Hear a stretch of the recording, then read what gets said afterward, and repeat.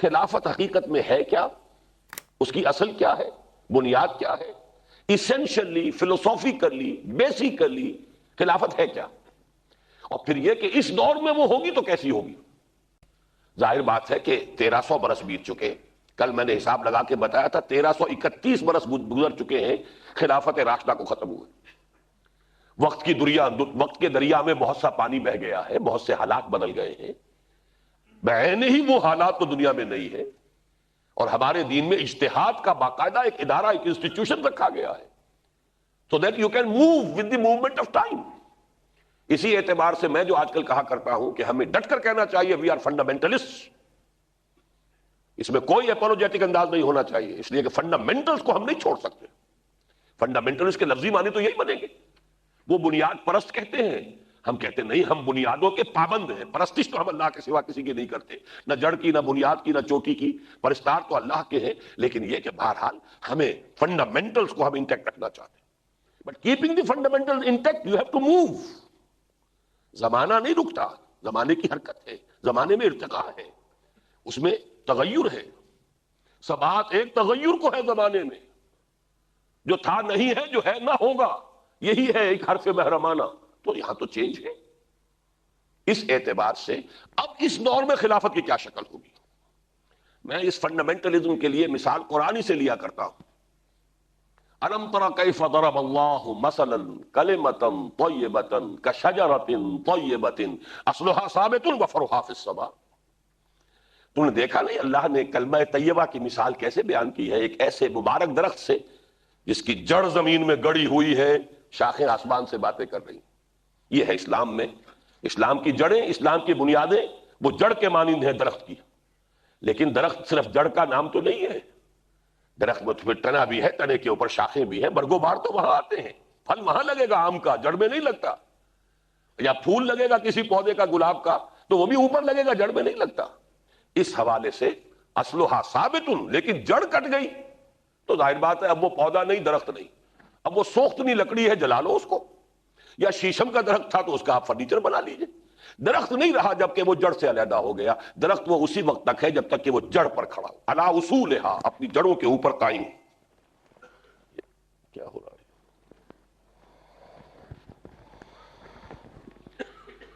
تو اس حوالے سے ہمیں ان اصولوں کو، فنڈامنٹلز جو ہیں خلافت کے، پہلے ان کو اچھی طرح سمجھ لینا چاہیے، تاکہ اس میں تو کوئی کمپرومائز ہمیں کرنا نہیں، اسے تو جوں کا تو برقرار رکھنا ہے۔ پھر ہمیں حالات کو دیکھنا ہے، اور حالات کے تقاضے سے اس کے اندر ہمیں کہاں کہاں اجتہاد کی ضرورت پیش آئے گی اس کو سمجھنا ہے، اور اس کے لیے ظاہر بات ہے کہ پہلے اصول جو ہے اس کو صحیح طور پر ذہن نشین کرنا ضروری ہے۔ اب اس تمہید کے بعد میں عرض کر رہا ہوں، ایک لفظ میں خلافت ہے کیا؟ خلافت حاکمیت کی ضد ہے،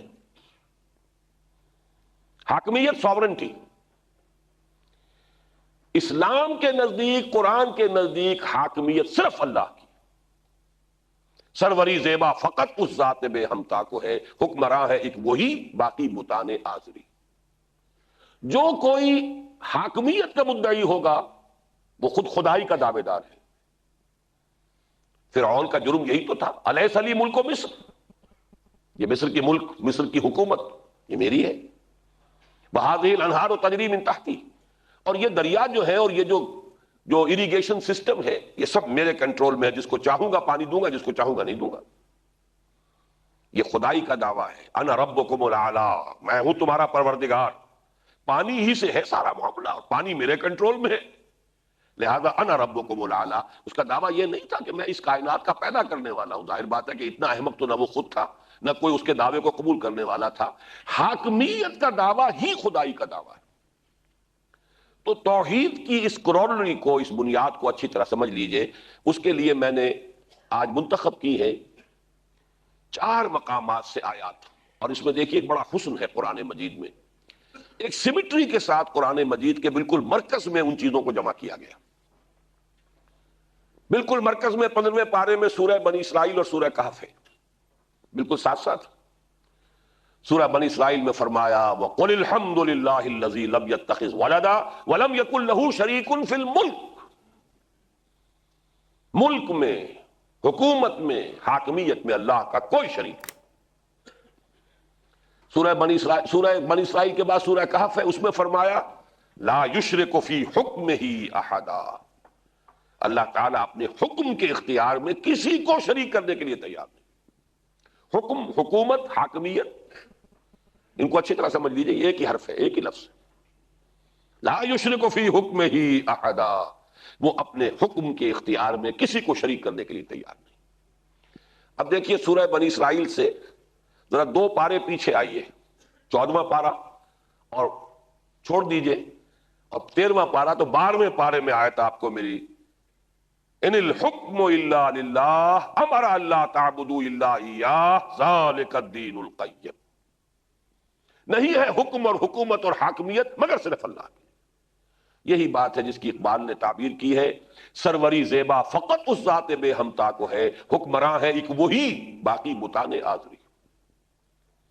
جیسے 2 پارے ادھر آ گئے تھے، 2 پارے آگے چلیے، 16واں 17واں چھوڑیے، تو 18ویں پارے میں اللہ کی حاکمیت کا جو منطقی نتیجہ نکلتا ہے، یعنی انسانوں کی خلافت، اس کا ذکر ہو گیا، وہی آیت مبارکہ جس پر کل گفتگو ہو چکی ہے، وعد اللہ الذین آمنوا منکم وعملوا الصالحات لیستخلفنہم فی الارض،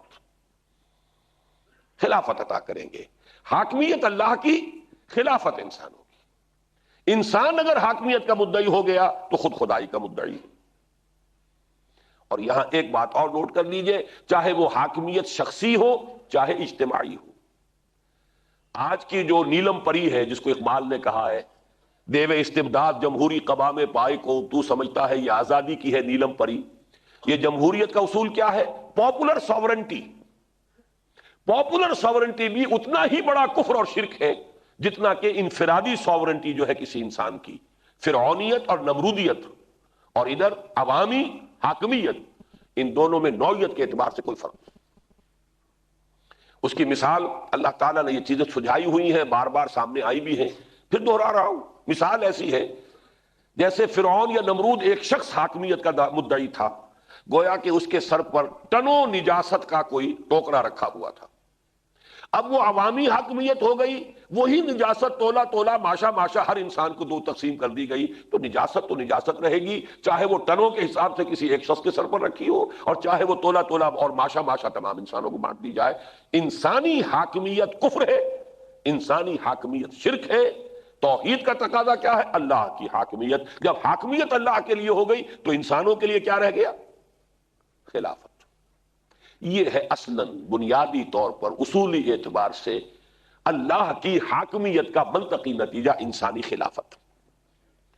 اچھا، اس کی ایک بڑی سادہ سی مثال، کم سے کم میری عمر کے لوگ تو اچھی طرح شعوری طور پر جانتے ہیں، باقی یہ کہ اور پڑھے لکھے لوگوں کو، نوجوانوں کو بھی معلوم ہے۔ 1947 سے پہلے ہمارے حکمران کون تھے؟ انگریز۔ ساورنٹی کس کی تھی؟ ملکہ برطانیہ یا شاہ برطانیہ؟ دلی میں کون تھا؟ وائس رائے۔ کیا تعلق تھا؟ جو حکم اصل حاکم کا آ جائے، وائس رائے کا کام ہے اس کی تکمیل، تعمیل، تنفیذ، اس میں چون و چرا نہیں کر سکتا۔ ساورنٹی تو اس کی ہے ہی نہیں۔ ساورنٹی تو ہے ملکہ برطانیہ کی یا شاہ برطانیہ کی۔ ہز میجسٹیز گورنمنٹ اور ہر میجسٹیز گورنمنٹ جو اس کی آئے گی انسٹرکشنز، انہیں تو کیری آؤٹ کرنا ہے، تنفیذ کرنی ہے بلا چون و چرا۔ جہاں کوئی وہاں سے حکم نہیں آیا، وہاں اپنی ثواب دید سے، اپنی حکمت سے، حالات کے تقاضے کو سمجھ کر اپنے ججمنٹ سے وہ فیصلہ کر سکتا ہے، اقدام کر سکتا ہے۔ ٹھیک یہ وائس جیرنسی کا تصور ہے۔ وہ صرف یہ کہ وہ ملکہ برطانیہ یا شاہ برطانیہ تھا، یہاں شہنشاہ ارض و سما ہے، اور انسان کی حیثیت جو ہے وائس جیرنٹ کی ہے، وہ اللہ کا خلیفہ ہے۔ اب آئیے دوسرا نقطہ، یہ ایک ایک کر کے اچھی طرح ذہن نشین کیجئے۔ اللہ نے یہ خلافت پوری نوع انسانی کو دی ہے، اس لیے کہ نوع انسانی کے جد امجد حضرت آدم علیہ السلام، انہیں خلیفہ بنایا گیا۔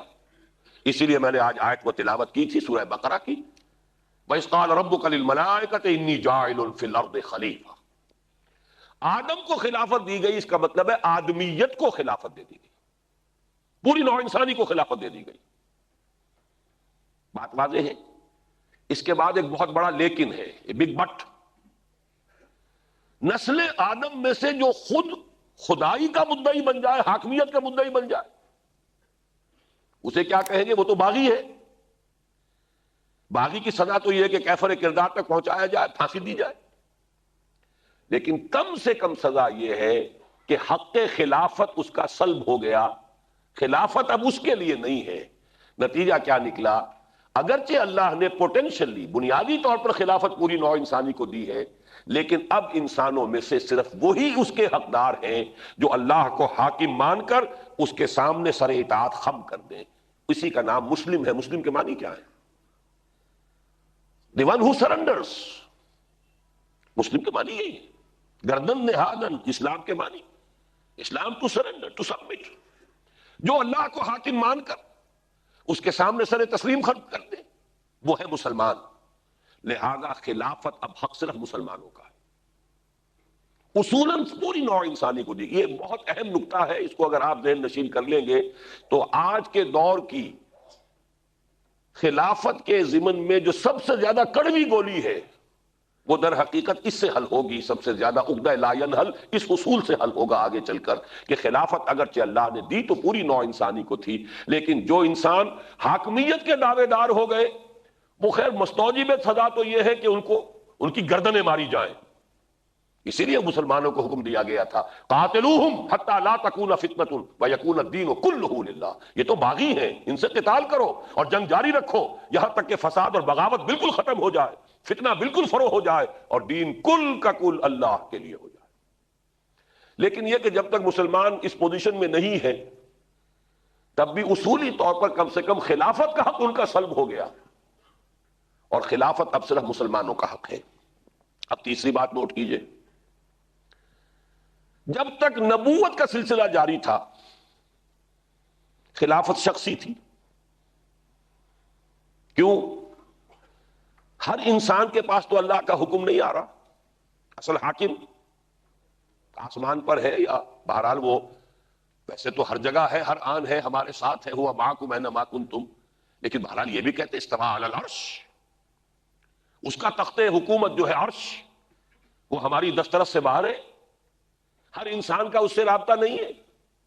نبی کا راستہ ہوتا تھا، ایک وائرلیس کمیونیکیشن ہے جس کا نام وحی تھا کہہ رہا ہوں، اب نہیں ہے. حضور کے بعد صلی اللہ علیہ وسلم ختم ہو گیا، وہ کھڑکی بند ہو گئی ہمیشہ کے لیے. لیکن جب تک یہ سلسلہ جاری تھا اصل وائسڈیرنٹ آن ارتھ نبی ہوتا تھا، اس لیے کہ اصل حاکم کے احکام اس کے پاس آ رہے ہیں، اس کا کام ہے تنفیذ کرے. یہ عوامی نہیں تھی خلافت، تعمیل کے اعتبار سے، امپلیمنٹیشن کے اعتبار سے یہ شخصی خلافت تھی. کیا وجہ ہے کہ حضرت داؤد سے خطاب کرتے ہوئے واحد کا صیغہ آیا؟ یہ نہیں کہا اے بنی اسرائیل ہم نے تمہیں خلافت دی ہے. یا داؤد انا جعلناک خلیفۃ فی الارض. خطاب ایک فرد معین سے، جعلنا کا ضمیر واحد ہے. قرآن مجید میں ایسی مثالیں ہیں کہ حضور سے خطاب کر کے بھی پھر ضمیر جمع کے لے آئے. یا ایھا النبی لما تحرم ما احل اللہ لک تبتغی، یا ایھا النبی اذا طلقتم النساء فطلقوہن بعدتہن. خطاب واحد نبی سے، لیکن اس کے بعد اذا طلقتم النساء جمع کا صیغہ آ گیا. لیکن یہاں آپ دیکھ رہے ہیں کہ خطاب بھی حضرت داؤد سے، ضمیر بھی واحد، اور خلیفتن ایک خلیفہ وہ بھی واحد. گویا کہ جب تک نبوت جاری تھی شخصی طور پر نبی ہی خلیفہ تھا. یا داؤد انا جعلناک خلیفۃ فی الارض. اور اسی لیے میں نے مزید حدیث ایک پڑھی تھی حضور کی، بڑی ہی یہ ہمارے لیے اس موضوع پر بہت ہی روشنی ڈالنے والی حدیث ہے. کانت بنو اسرائیل تسوسہم الانبیاء. بنی اسرائیل کی سیاست انبیاء کے ہاتھ میں تھی. کلما ہلک نبی خلفہ نبی، جیسے ہی کسی نبی کا انتقال ہوتا تھا ایک اور نبی ہی اس کا جانشین ہوتا تھا.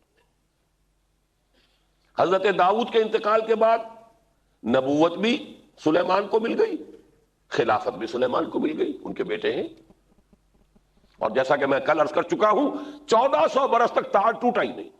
حضور کے الفاظ ہیں کلما، حسر کا انداز ہے، کلما ہلک نبی خلفہ نبی، جب بھی کسی نبی کا انتقال ہوتا تھا ایک نبی ہی اس کی جگہ لیتا تھا۔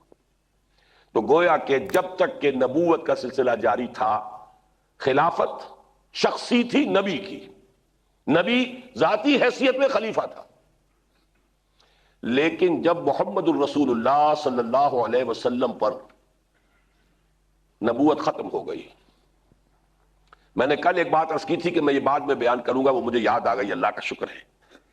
میں نے یہ عرض کیا تھا کہ حضور کے زمانے میں بھی اصل میں خلافت تھی کہ جو قائم تھی، ہم کہتے نہیں اسے خلافت، جیسے داؤد شخصاً خلیفہ تھے، جب تک محمد الرسول اللہ موجود تھے صلی اللہ علیہ وسلم آپ ہی خلیفہ تھے، حاکم آپ ہی تھے نا، سربراہ کون تھے اس ریاست کے؟ محمد الرسول اللہ صلی اللہ علیہ وسلم۔ جیسے داؤد خلیفہ تھے محمد خلیفہ ہے صلی اللہ علیہ وسلم۔ لیکن جب آپ کا انتقال ہو گیا اور آپ کے ساتھ وحی نبوت کا سلسلہ ختم ہو گیا، اب ایک بڑا انقلاب آ گیا ہے خلافت کے نظام میں، اب خلافت شخصی نہیں رہی، اجتماعی ہو گئی ہے۔ یہی وجہ ہے، اس آیت پر غور کیجئے، ابھی تو ہم کل والی آیت ہی پر غور کر رہے ہیں، وعد اللہ الذین آمنوا منکم وعملوا الصالحات لیستخلفنہم، یہ جمع کی ضمیر آ گئی، اللہ کا وعدہ ہے مسلمانوں تم میں سے جو لوگ ایمان اور عمل صالح کا حق ادا کر دیں گے انہیں خلافت عطا کریں گے زمین میں۔ یہ خلافت اب ختم نبوت کے بعد شخصی اور انفرادی کی بجائے اجتماعی بن چکی ہے۔ اب اس کے ساتھ ساتھ ذرا حاکمیت کا بھی جائزہ لے لیجئے۔ یہ معاملہ ہے سوشل ایوولوشن، جس کا کل میں نے تذکرہ کیا تھا کہ جو ایوولوشن کی مختلف سٹیجز ہیں ان میں ایک سوشل ایوولوشن بھی ہے۔ اس کی 3 سٹیجز ذہن میں رکھیے تاکہ ہر بات کو اچھی طرح آپ سمجھ لیں۔ ایک زمانہ تھا کہ انسان صرف قبائلی اجتماعیت سے واقف تھا، قبیلہ ہے بس، ٹرائبل سسٹم ہے، قبیلے کا ایک سردار ہے۔ قبیلے کا سردار اگر اس کا مدعی ہو کہ میرے اختیارات مطلق ہیں، جو چاہوں حکم دوں، تو وہ حاکمیت کا دعوے دار ہوا، کافر ہوا، مشرک ہوا، خدائی کا دعوے دار ہوا۔ اور اگر قبیلے کا سردار یہ کہے میں خود اللہ کا بندہ ہوں، اللہ کا حکم نافذ کروں گا، وہی خلیفہ ہو گیا۔ Tribal chief according to the level of social evolution, عمرانی ارتقاء کے اعتبار سے اسے کہیں گے یہ سردار ہے قبیلے کا، حقیقت کے اعتبار سے وہ خلیفہ ہے۔ بعین ہی یہی پوزیشن تھی حضرت ابراہیم علیہ الصلوۃ والسلام کی۔ کوئی حکومت نہیں تھی، ابھی کوئی بادشاہت نہیں تھی حضرت ابراہیم کے پاس، ایک گھرانے کے سردار ہے، پیٹریارک ہیں، لیکن آپ خود اللہ کے نبی، اللہ کے خلیفہ، اللہ کے حکم کو نافذ کرنے والے۔ اگلی سٹیج آئی جب بڑی بڑی مملکتیں قائم ہو گئیں، سلطنتیں عظیم۔ ان سلطنتوں کے زمانے میں اب ملوکیت کا دور آ گیا۔ ملوک بھی اب 2 قسم کے ہیں، ایک وہ فرعون ہے جو دعوے دار ہے کہ میرا اختیار مطلق ہے، جو چاہوں کروں، وہ خدائی کا دعوے دار ہے، وہ کافر ہے، وہ مشرک ہے۔ ایک داؤد ہے، وہ ملک وہ ہے بھی، وہ بھی بادشاہ، وَجَعَلْنَاكُمْ مُلُوكًا، قرآن مجید میں یہ لفظ آیا ہے۔ سوشل ایوولوشن کی جو سٹیج اس وقت تھی، اس وقت کے اعتبار سے وہ بادشاہ ہے، لیکن بادشاہ نہیں، مانن خلیفہ ہے کہ اللہ کا جو حکم آ رہا ہے اسی کو خود بھی مان رہے ہیں، اسی کی تنفیذ کر رہے ہیں۔ سوشل ایوولوشن کی لاسٹ سٹیج یہ ہوئی ہے کہ عوامی حاکمیت کا دور آ گیا، انسانوں میں اپنے حقوق کا شعور پیدا ہوا۔ ایک انسان کیسے حکومت کر سکتا ہے؟ اس کے بھی 2 ہاتھ 2 پاؤں ہیں، پوری انسانیت کا ایک حق ہے، کیسے وہ حاکم بن گیا؟ یہ شعور جب انسان میں آ گیا، یہ سوشل ایوولوشن کی آخری منزل ہے۔ لیکن چونکہ حق اور باطل تو ساتھ ساتھ چل رہے ہیں نا، ستیزہ کار رہا ہے ازل سے تا امروز، چراغ مصطفی سے شرار بولا بھی۔ آپ کہہ سکتے ہیں 2 ہی چیزوں کا تو مقابلہ ہو رہا ہے، ایک طرف حاکمیت، ایک طرف خلافت۔ چاہے وہ قبیلے کا شیخ تھا، یا وہ حاکمیت کا دعوے دار ہے، یا خلافت کا وہ قائل ہے، خلافت پر عامل ہے، یا کوئی بادشاہ ہے وہ بادشاہ بھی اگر داؤد اور سلیمان ہے تو وہ خلیفہ ہے حقیقت میں، ظاہری اعتبار سے بادشاہ، حقیقت میں خلیفہ. اور نمرود اور فرعون وہ خود در حقیقت خدائی کے دعوے دار ہیں، وہ مشرک ہیں، کافر ہیں. بعین ہی یہ پوزیشن آج کے دور میں ہے. ابلیس جو کام کرتا رہا اس نے کیا کیا ہے، خوبصورت اس کی بات جو ہے علامہ اقبال نے اپنی زندگی کی آخری نظم میں بیان کر دی. ابلیس کی مجلس شورا جو ارمغان حجاز کی اہم ترین نظم ہے، علامہ کی زندگی کی آخری نظموں میں سے.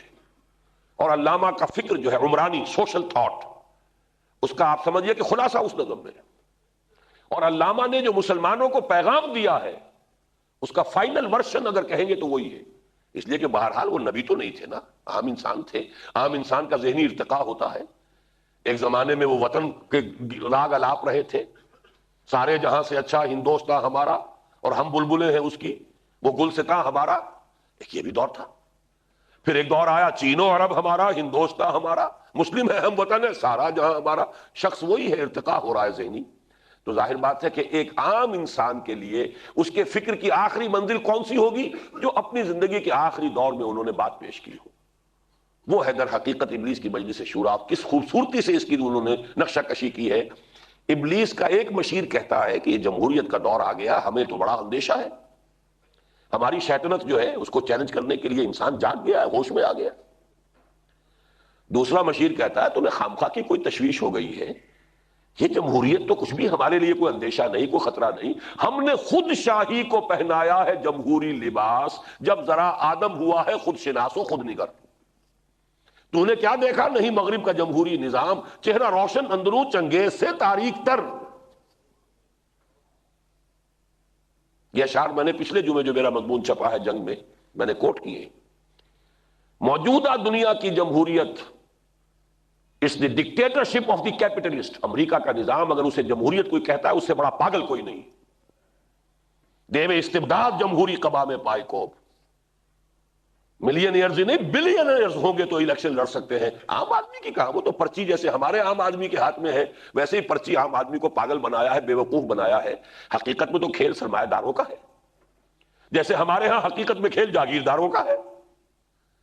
ان کی میوزیکل چیئرز کا کھیل ہے یہ جو کچھ ہو رہا ہے. کہاں کی جمہوریت؟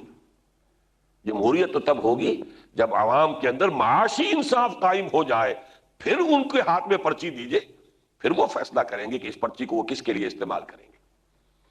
وہ سرمایہ داروں کی آمریت ہے، ہمارے ہاں یہ جاگیرداروں کی آمریت ہے.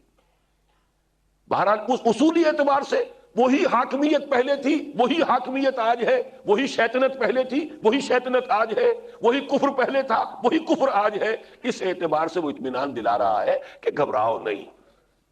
جو ملوکیت کا ایک پردہ ہو، کیا اس سے، کیا لفظ ہے، اس سے ڈرنے کی کیا ضرورت ہے، کیا اس سے خطر، یہ بھی الفاظ اسی نظم میں. جو ملوکیت کا ایک پردہ ہے، یہ جمہوریت جو ہے ملوکیت کا ایک پردہ ہے. وہ ملوکیت پہلے ایک شخص کی ہوتی تھی، آج ہم نے عوام میں وہ گندگی تولا تولا ماشا ماشا بانٹ دی ہے تو وہی کفر وہی شرک. اس اعتبار سے نتیجہ ایک نکال رہا ہوں ایک پہلو سے. یہ جو سوشل ایوولوشن کا پروسیس ہوا ہے، اس میں اگر شیطان نے انسانی حاکمیت کے تصور کو اجتماعی حاکمیت، پاپولر سوورنٹی کی شکل دے دی ہے اپنی شیطنت کو برقرار رکھنے کے لیے، تو اللہ تعالیٰ نے بھی انسانی خلافت کو شخصی خلافت سے بدل کر اجتماعی خلافت میں تبدیل کر دیا ہے. یہ ساتھ ساتھ چل رہا ہے معاملہ. اب حاکمیت اور خلافت کی جنگ مسلسل جاری ہے. آج خلافت عوامی ہے، اسی لیے لَيَسْتَخْلِفَنَّهُمْ قرآن میں فرمایا. اور حضرت عمر رضی اللہ تعالیٰ عنہ کا قول میں بعد میں آپ کو تفصیل سے سناؤں گا، جس میں انہوں نے اس کو خلافت کو امر المسلمین قرار دیا ہے. یہ مسلمانوں کا معاملہ ہے، اور یہ میں پہلے کہہ چکا ہوں خلافت صرف مسلمانوں کی ہے. یہ امر المسلمین ہے، یہ ان کا ایک اجتماعی ادارہ ہے. اور امر المسلمین کے لیے قرآن کہتا ہے، جو میں نے آیت آپ کو سنائی سورہ شورا کی، امرہم شورا بینہم، جو ان کا امر ہوگا وہ ان کے باہمی مشاورت سے طے ہوگا. گویا کہ جو سوشل ایوولوشن کا تقاضا تھا، شیطان نے اسے پورا کیا شخصی حاکمیت کو عوامی حاکمیت کے اندر تبدیل کر کے، تاکہ شیطنت، کفر اور شرک جو کا تو برقرار رہے. اللہ تعالیٰ نے اسی کو شکل دے دی ہے نبوت کا سلسلہ بند کرنے کے بعد. وہ خلافت جو شخصاً ہوتی تھی نبی کی، اب اسے امت مسلمہ کی اجتماعی خلافت کی شکل دے کر. یہ ہے در حقیقت ہماری اس وقت کی پوری بحث کا خلاصہ. اب آگے آئیے. اس وقت بھی اب میں ذرا بات برعکس کر رہا ہوں اور چوکانے کے لیے کہہ رہا ہوں کہ ذرا اس پر بھی غور کیجیے. اس وقت بھی ہر انسان اپنی جگہ پر خلیفہ ہے، لیکن کس معنی میں؟ میرا یہ جسم میرے پاس اللہ کی امانت ہے، میں اس میں اللہ کا خلیفہ ہوں، اس پر اللہ کا حکم نافذ کروں، اس میں جو اس نے صلاحیتیں ودیت کی ہیں وہ اس کی مرضی کے مطابق صرف کروں، اس جسم کو وہی کچھ دوں جو اللہ نے اس کے لیے حلال ٹھہرایا ہے، اس کے اندر جو کچھ ہے اسے صرف کروں انہی کاموں میں جن میں اللہ چاہتا ہے. تو میں خلیفہ ہوں. اور اگر میں کہوں میں اپنے جسم سے اپنی مرضی کے مطابق کام لوں گا تو میں خدائی کا دعوے دار ہوں، حاکمیت کا دعوے دار ہوں. اب میں اس کے حوالے سے آپ کو سورہ حدید کی آیت سنا رہا ہوں.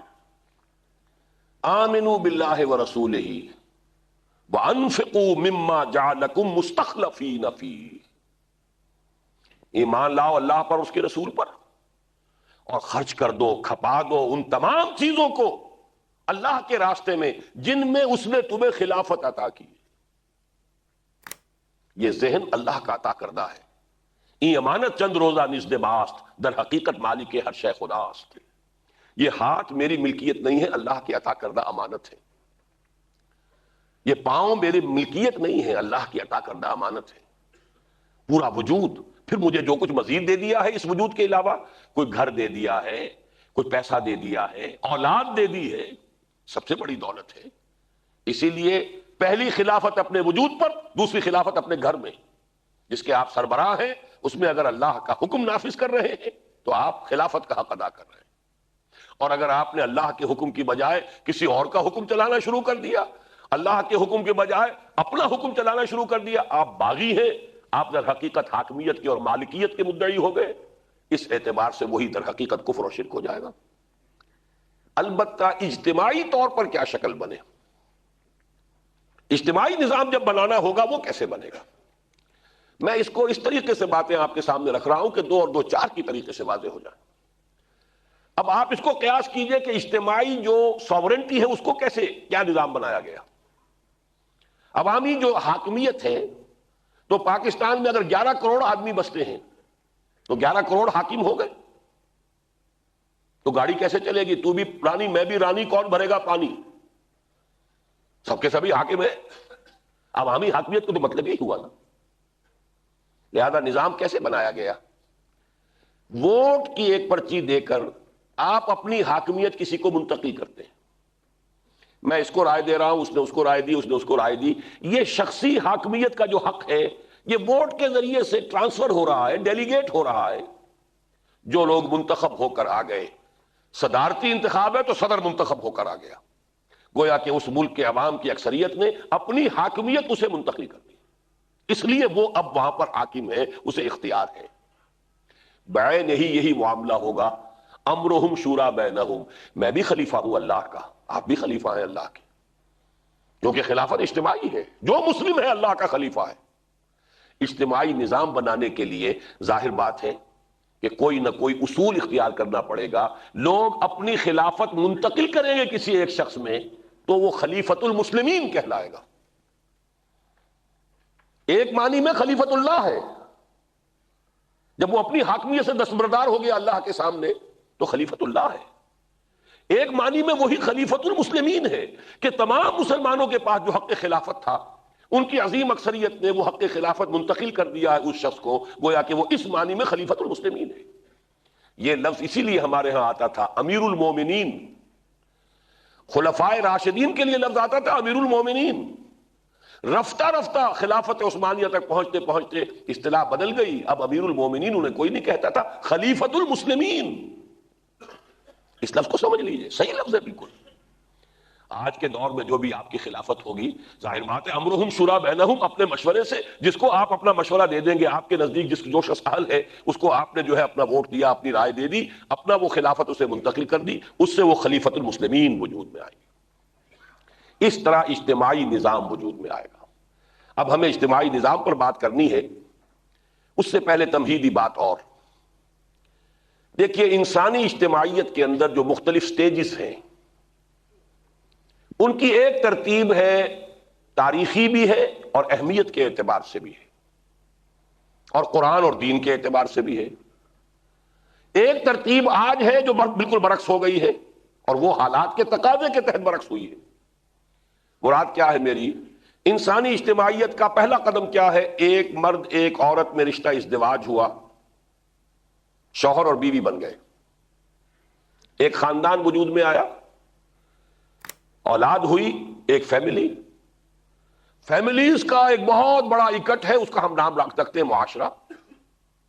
گویا کہ اجتماعیت کا پہلا قدم ہے عائلی نظام اور معاشرتی نظام، یہ بگننگ ہے اجتماعیت کی۔ یہی وجہ ہے کہ آپ دیکھتے ہیں قرآن مجید میں جتنے تفصیلی احکام عائلی قوانین کے ضمن میں دیے گئے ہیں، کسی دوسرے معاملے میں نہیں دیے گئے۔ اس لیے کہ جب پہلی اینٹ صحیح رکھی جائے گی تو پھر اوپر تک تعمیر صحیح ہو جائے گی، اور اگر برعکس ہو گیا خشتے اول چونے حد میں مار کر تاسڑیا بھی ربط دیوار کچ، لہذا تفصیل کے ساتھ اللہ نے احکام دیے۔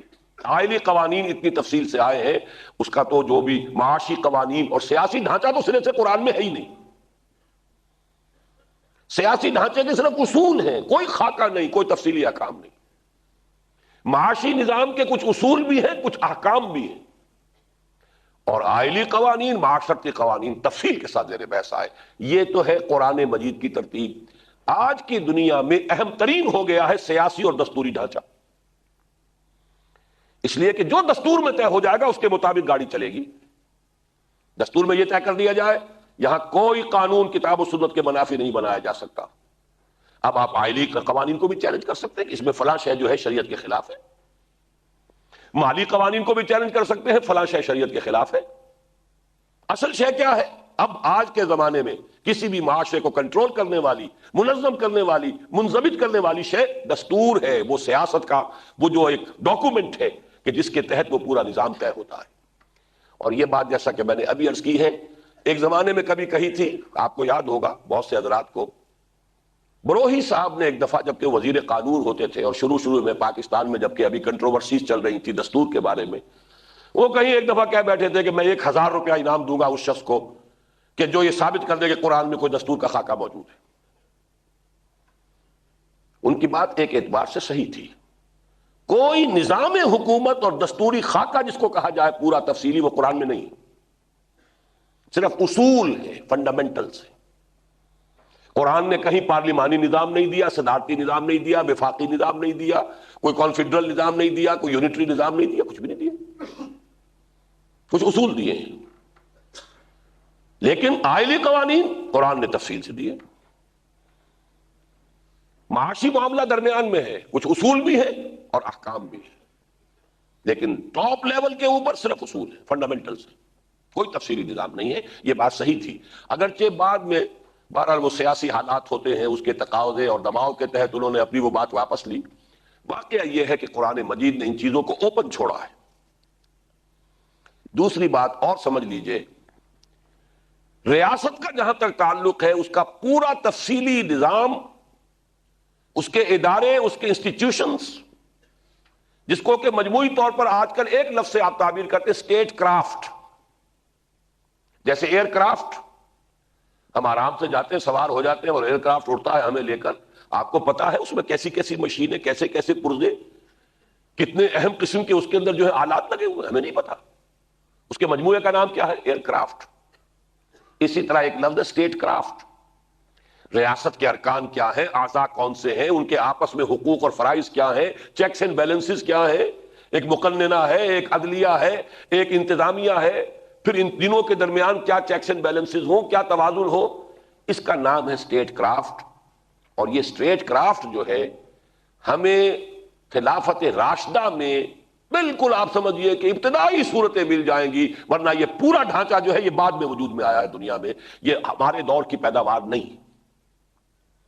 بعض حقائق کو جب تک آپ بولڈلی تسلیم نہیں کریں گے جرأت کے ساتھ، اس کو میں چاہتا ہوں اچھی طرح سمجھ لیجئے کہ اس لیے کہ اس سے اصل میں بات آگے چلے گی۔ دیکھیے جب خلافت راشدہ ختم ہوئی ہے، خلافت راشدہ میں کہیں یہ ڈسٹنکشن نہیں تھی یہ انتظامیہ یہ ہے اور مقننہ یہ ہے اور عدلیہ یہ ہے۔ خلافت راشدہ میں یہ اصول تھا کہ اگر خلیفہ غلط راستے پر چلے تو اسے بدلا جائے. کیسے بدلا جائے؟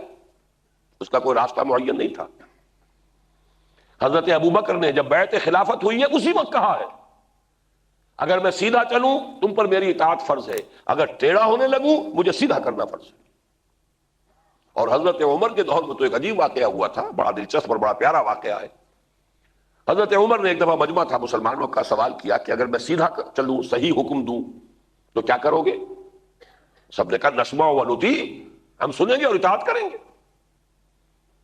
پھر سوال کیا اگر میں کوئی غلط راستہ اختیار کروں؟ تو ایک شخص مجمع میں سے کھڑا ہو گیا، اس نے تلوار اپنی میان میں سے نکالی، اس سے سیدھا کریں گے تمہیں. اور حضرت عمر نے اللہ کا شکر ادا کیا، یہ کوئی اندھی بہری بھیڑ نہیں ہے جسے میں لے کر چل رہا ہوں. I am not leading the blind people and deaf and dumb people. زندہ لوگ ہیں، ہوش مند لوگ ہیں، باشعور لوگ ہیں. وہی بات کہ جو قرآن میں حضور سے کہلوائی گئی، قل هذه سبیلی ادعو الی اللہ علی بصیرۃ انا ومن اتبعنی. اے نبی کہہ دیجئے یہ میرا راستہ ہے، میں اللہ کی طرف بلا رہا ہوں، میں بھی اور جو میرے ساتھی ہیں وہ بھی اندھیرے میں ٹامک ٹوئیاں نہیں مار رہے ہیں، علی وجہ البصیرۃ اس راستے کی طرف چل رہے ہیں اور لوگوں کو بلا رہے ہیں. تو میرے ساتھی وہ ہیں جو علی وجہ البصیرۃ چل رہے ہیں میرے ساتھ. اور اگر میں ٹیڑھا ہونے لگوں گا وہ اپنی تلواروں سے سیدھا کریں گے. لیکن کوئی ادارہ، کوئی ombudsman مین، کوئی امپیچمنٹ نظام تو نہیں تھا نا. تو ان باتوں کو اچھی طرح تسلیم کر لیجئے. اور میں ذرا اس کو تھوڑا سا اور واضح کر دینا چاہتا ہوں. میں نے وہ 1331 برس جو تھے ان کا ایک تو انالیسس کل آپ کے سامنے رکھا تھا حدیث نبوی کی روح سے. ایک اور اعتبار سے بھی انالیسس آپ کے سامنے آ جانا چاہیے. خلافت راشدہ کے خاتمے کے بعد دینی اعتبار سے تو ہم مسلسل نیچے گئے. 90 برس بنو امیہ کے ہیں، اس کے دوران میں آ کے رفتہ خلافت راشدہ کے اوصاف کم ہوتے ہوتے بالآخر جب بنو عباس کا دور آیا ہے ملوکیت اپنی پوری شان کے ساتھ جلوگر ہو گئی. لیکن دنیاوی اعتبار سے، تمدنی اعتبار سے، تہذیبی اعتبار سے، علمی اعتبار سے، فنی اعتبار سے 1000 برس تک مسلمان دنیا کا امام رہا ہے. یہ دونوں چیزیں علیحدہ نوٹ کیجئے. اسلام گرتا جا رہا ہے، مسلمان نہیں گر رہا ہے. وہ تو جو بھی کل میں نے وہ شعر پڑھا تھا نا، نشہ پلا کے گرانا تو سب کو آتا ہے، مزہ تو تب ہے کہ گرتوں کو تھام لے ساقی. محمد الرسول اللہ نے جس بلندی پر پہنچایا تھا اس سے گرتے گرتے بھی دنیاوی اعتبار سے غلبہ، دبدبہ، سطوت، سلطنت، اور نہ صرف دبدبہ اور سطوت و سلطنت، علم، سائنسز، علوم، روشنی، تمدن، تہذیب، سب اسلام مسلمانوں کے پاس تھا. اور اس وقت تک یورپ سویا ہوا تھا، تاریکی کے اندر ڈوبا ہوا. خود کہتے ہیں ڈارک ایجز. سائنس کی تعلیم کی اجازت نہیں، فلسفہ پڑھنے کی اجازت نہیں. کسی کے گھر سے کوئی سائنس کی کتاب برآمد ہو گئی، زندہ جلا دیا گیا. کسی کے گھر سے کوئی فلسفے کی کتاب برآمد ہو گئی، زندہ جلا دیا گیا. یہ تھی وہاں پر ظلمت اور ظلمانیت کا عالم. عالم اسلام میں بیداری، علم، پڑھنا پڑھانا، یونیورسٹیاں، یہ سارا جو ہے تقریباً یوں سمجھیے 800 برس سے لے کر 1000 برس تک مسلمانوں کا یہ دبدبا رہا ہے. یہ ضرور ہوا ہے کہ ادھر کچھ غروب ہو گیا تو ادھر طلوع ہو گیا. میں نے کل بیان کیا تھا آپ سے، ہسپانیہ میں مسلمان گر گیا تو مشرق سے ترک جو ہے وہ یورپ میں شام داخل ہو گئے. سورج ادھر غروب ہوا ادھر طلوع ہو گیا. جہاں میں اہل ایما صورت خورشید جیتے ہیں، ادھر ڈوبے ادھر نکلے، ادھر ڈوبے ادھر نکلے. لیکن مسلمانوں کی جو حالت تھی وہ 1000 برس تک لگ بھگ یہ رہی. البتہ اس کے بعد کم سے کم 300 برس ہمارے ہیں انٹا غفیل ہو کر سو جانے کے، لمبی تان کر سو رہے. یورپ کو ہم نے بیدار کیا ہسپانیہ کی یونیورسٹیوں سے. علم، ہنر، فلسفہ، سائنس، ریاضی، میڈیسن، منطق، یہ ساری چیزیں ہم نے سکھائی انہیں. فرانس اور جرمنی سے نوجوان چل کر اسی طرح غرناطہ اور قرطبہ کی یونیورسٹیوں میں آتا تھا جیسے آج کا ہمارا نوجوان یورپ اور امریکہ جاتا. ان کو ہم نے جگا دیا، خود سو گئے. اس کے بعد کا سارا ارتقا وہاں ہوا ہے. Give the devil his due. شیطان کو بھی اس کا جائز حق دینا ضروری ہے. وَلَا يَجْرِمَنَّكُمْ شَنَآنُ قَوْمٍ عَلَىٰ أَلَّا تَعْدِلُوا اعْدِلُوا هُوَ أَقْرَبُ لِلتَّقْوَىٰ. پہلی بات تو ہر انسان جانتا ہے، کچھ کہنے کی ضرورت ہی نہیں. پوری سائنس اور ٹیکنالوجی کا ارتقا کہاں ہوا ہے؟ اسی ویسٹ میں ہوا، اسی یورپ میں ہوا. یہ بجلی کس نے ایجاد کی ہے؟ کسی مسلمان نے تو نہیں کی. یہ لاؤڈ سپیکر، یہ آٹو موبائل، یہ اسٹیم انجنز، یہ ہوائی جہاز، یہ وائرلیس، اور اب جو کچھ جا رہا ہے، یہ ساری ترقی کہاں ہوئی؟ ویسٹ میں. اس کے بارے میں ہر شخص جانتا ہے، ہر شخص کو ماننا چاہیے یہ ان کے باپ کی جائیداد اور میراث نہیں ہے، یہ نوع انسانی کی مشترک میراث ہے. ہمارا بھی حق اس پر اتنا ہی ہے جتنا ان کا، بلکہ حضور کے قول کے مطابق ہمارا حق زیادہ ہے. الحکمت ضالۃ المومن هو احق بها حیث وجدها. حکمت تو مومن کی گمشدہ متاع کے مانند ہے، وہ اس کا زیادہ حقدار ہے جہاں بھی پائے. ہم یہ نہیں کہہ سکتے یہ انگریزوں کی ایجاد ہے، یہ فلاں کی ایجاد ہے، یہ لاسلکی جو ہے یہ فلاں کی ایجاد ہے، ہم تو اس سے فائدہ نہیں اٹھائیں گے. اگر ہم یہ طے کریں گے تو اپنے پاؤں پہ کلہاڑا ماریں گے یا ان کا کچھ بگاڑیں گے. اسی طریقے سے ایک بات اور نوٹ کیجئے، ملوکیت کو ختم انہوں نے کیا یا ہم نے کیا؟ محمد الرسول اللہ صلی اللہ علیہ وسلم نے تو نظام وہ دیا تھا کہ جس سے زیادہ عوامی حقوق والا نظام کوئی نہیں دنیا میں ہو سکتا. کل میں آپ کو مثال دے چکا ہوں، 1937 میں گاندھی کہہ رہا ہے کہ مثالیں اگر تمہارے سامنے ہیں تو ابو بکر اور عمر کی ہیں صرف. جادو وہ جو سر چڑھ کر بولے. لیکن اس کے بعد ہم نے تو محل سجائے، عیش کیے، جاگیرداریاں شروع کر لی، بادشاہتیں ہو گئیں. اسی ابلیس کی مجلس شورا میں اقبال نے ابلیس سے کہلوایا ہے، جانتا ہوں میں یہ امت حامل قرآن نہیں. ابلیس کہہ رہا ہے جانتا ہوں میں یہ امت حامل قرآن نہیں، ہے وہی سرمایہ داری بندہ مومن کا دین. جانتا ہوں میں کہ مشرق کی اندھیری رات میں بے ید بیضا ہے پیران حرم کی آستین. ہم تو سو گئے. یورپ نے پھر خون دیا ہے، فرانسیسیوں نے خون دیا ہے تو ملوکیت کا دور ختم کر کے جمہوریت لائے. انسانی حقوق کا تصور انہوں نے پھر دیا ہے ہماری شے، ہم نے دی تھی، ہم محروم ہو گئے. اقبال کے وہ 2 اشعار کل سنا چکا ہوں. جو خیر خوبی نظر آ رہی ہے وہ نوع انسانی کو حضور ہی کی عطا ہے. ہر کجا بینی جہان رنگ و بو، کہ از خاکش میں روید آرزو، یا ز نور مصطفیٰ اورا بہاست، یا ہنوز اندر تلاش مصطفیٰ است. لیکن ہم تو پھر سو گئے تھے. اس کے بعد اسے دوبارہ باز یافت اس کی جو کی ہے وہ مغرب نے کی. We are indebted to them. ہمیں ان کا احسان ماننا چاہیے. اس سے آگے کی بات کر رہا ہوں، اسٹیٹ کرافٹ جو ہے پوری مشینری انہوں نے ایجاد کی ہے. یہ اصول کے ریاست کے 3 آرگنز ہیں، مقننہ اور انتظامیہ اور عدلیہ، یہ تو انہوں نے بنائے ہیں، ہمارے ہاں تو نہیں تھے. اس حوالے سے اسٹیٹ کرافٹ کی بھی اگر ہم نے ان چیزوں کی نفی کر دی، اگر ان کو ہم نے اسلام کے اصولوں کے ساتھ ملا کر اگر اختیار نہ کیا تو نقصان کس کا ہوگا؟ ان کا تو نہیں، ہمارا ہوگا. آج کے دور میں اصولاً سمجھ لیجئے، اصول ریاست کے وہاں سے لینے ہوں گے. اسٹیٹ کرافٹ میں البتہ ہمیں یہ دیکھنا ہوگا جو شے اسلام کے ساتھ کمپیٹیبل نہیں ہے. سائنس اینڈ ٹیکنالوجی کی بات یہ ہے کہ 100% کمپیٹیبل ہے، اس کی ہر شے صحیح ہے. اسٹیٹ کرافٹ ہو، انسٹیٹیوشنز ہو، ادارے ہو، ان میں دیکھنا پڑے گا جو شے اسلام کے ساتھ مطابقت نہیں رکھتی، جو کمپیٹیبل نہیں ہے، سازگاری نہیں کر سکتی، چھوڑ دیجیے. لیکن جو شے اس کے ساتھ کمپیٹیبل ہے، سازگاری اختیار کر سکتی ہے، وہ تو ہماری متاع ہے، وہ ہمیں لے کر شامل کرنی ہے. خذ ما صفا دا ما قدر. یوں سمجھیے اقبال کے اس شعر کے مطابق، خوش طرح باشد مسلمانش کنی. یہ جو کافرانہ نظام اسٹیٹ کرافٹ جو ہے کافرانہ بنا دیا شیطان نے اسے، اسی کو ہمیں اسلامائز کرنا ہے، اسی کو مسلمان بنانا ہے. خوش طرح باشد مسلمانش کنی، کشتہ شمشیر قرآنش کنی. اب آئیے ریاست اور اس کے دستوری خاکے کی طرف.